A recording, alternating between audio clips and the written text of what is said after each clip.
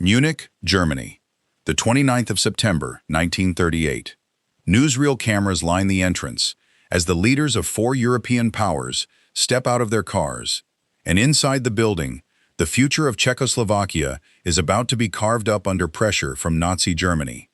The air is thick with calculation, dressed up as diplomacy, and with a promise of peace that almost nobody in the room believes.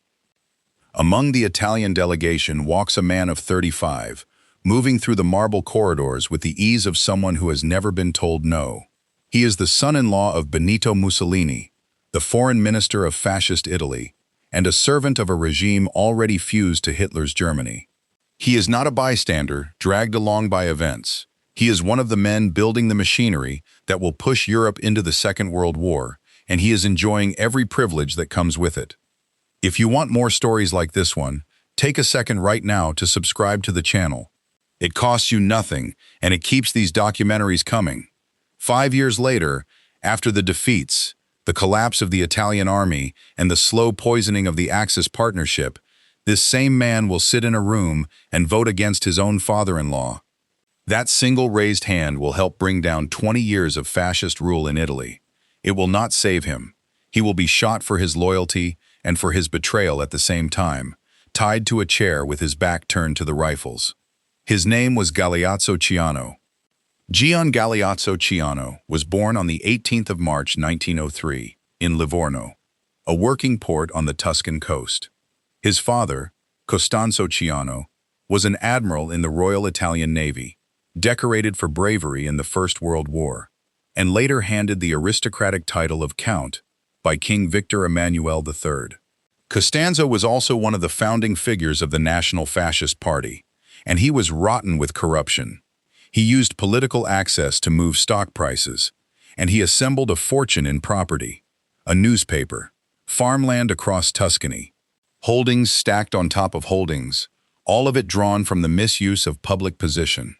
That was the house Galeazzo grew up in: money, proximity to power, and one lesson taught early and taught well: the state exists to reward the men who serve it.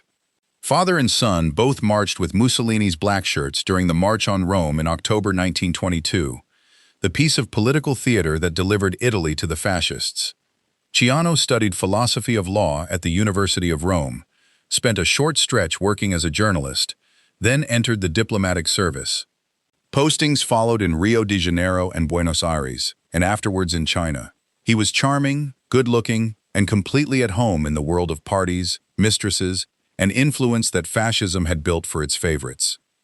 One story that has followed him since is worth handling with care.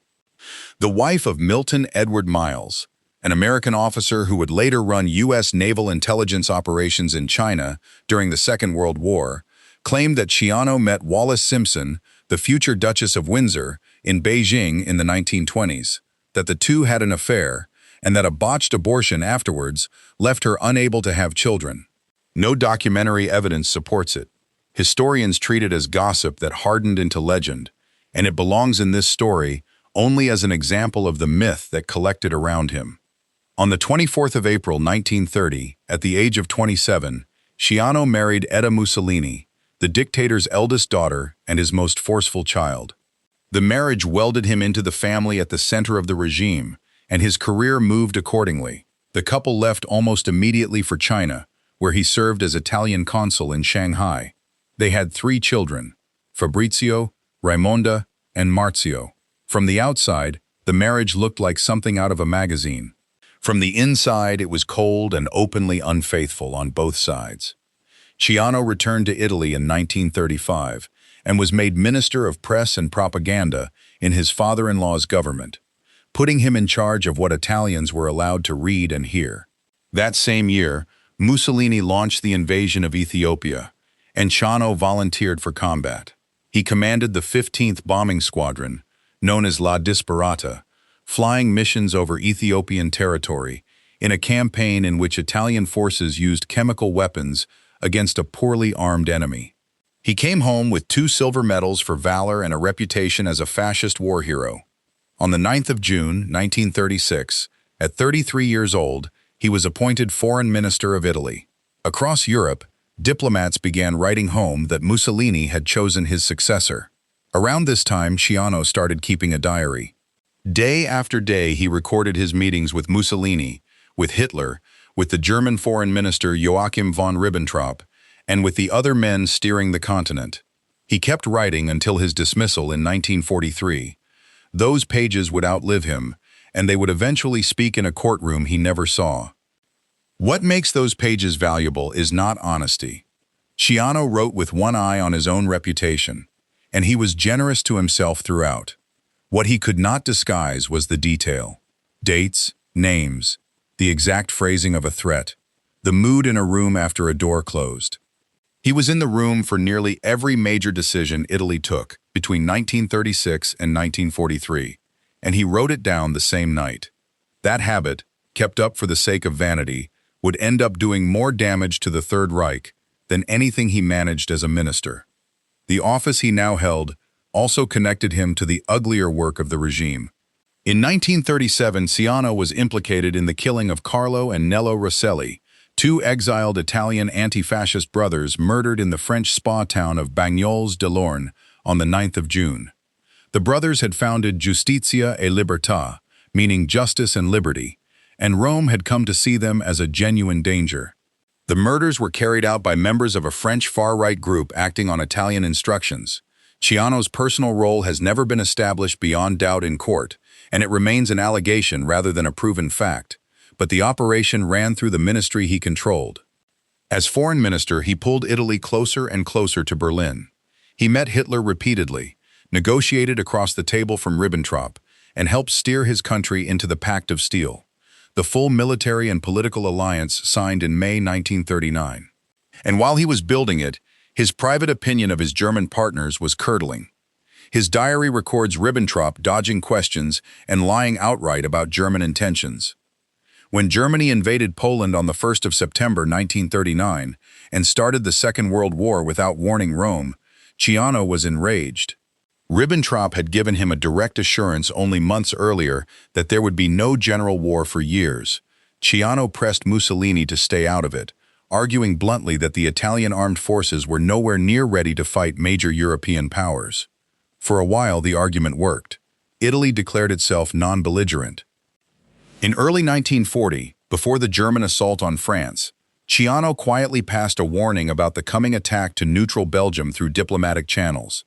It was an extraordinary act for the foreign minister of Germany's closest ally, and it tells you exactly how little trust was left.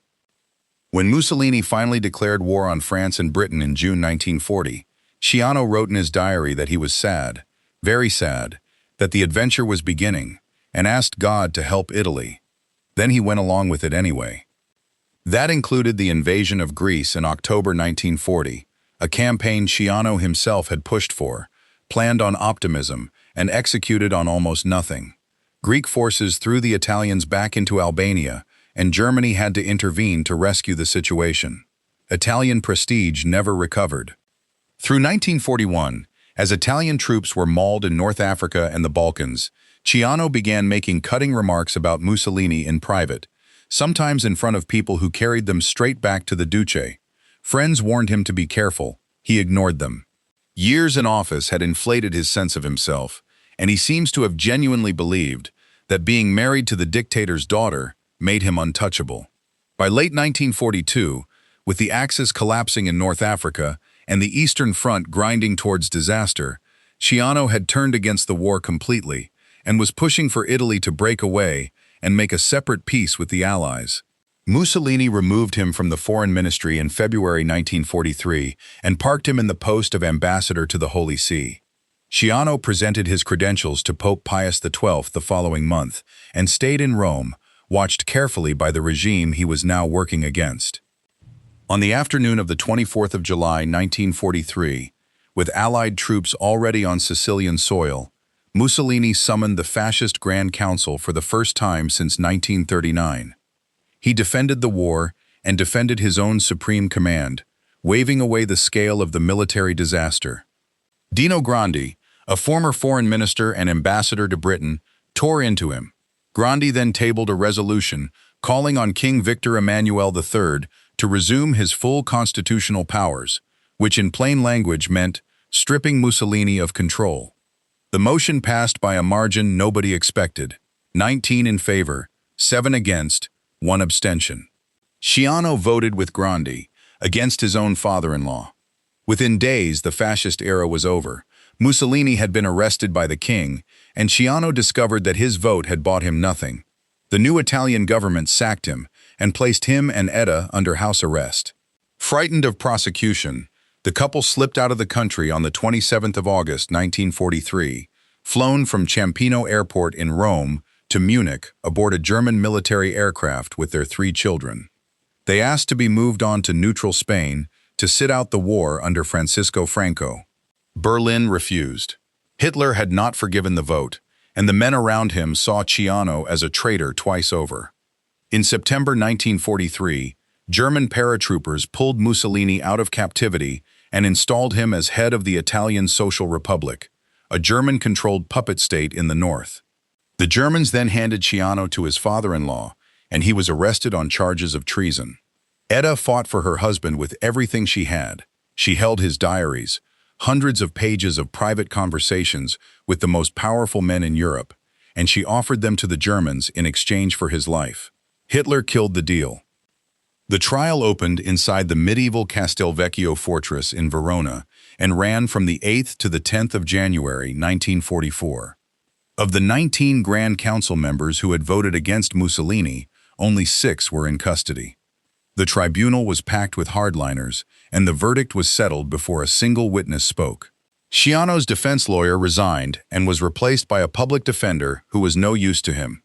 The appeal for clemency filed after sentencing was deliberately kept from Mussolini until the executions were finished, so that he could not intervene even if he had wanted to.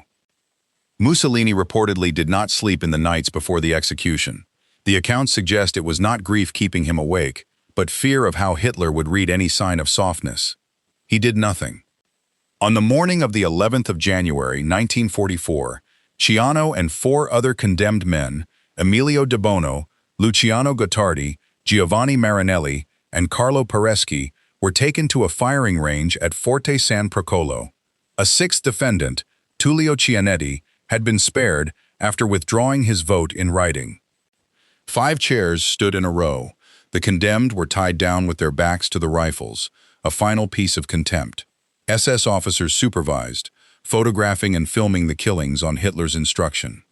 At the last moment, Ciano twisted his chair around to face the squad. Witnesses recorded his last words as a shout of "Long live Italy." He was 40 years old. He did get his revenge. In a way, Edda smuggled the diaries into Switzerland, and they survived.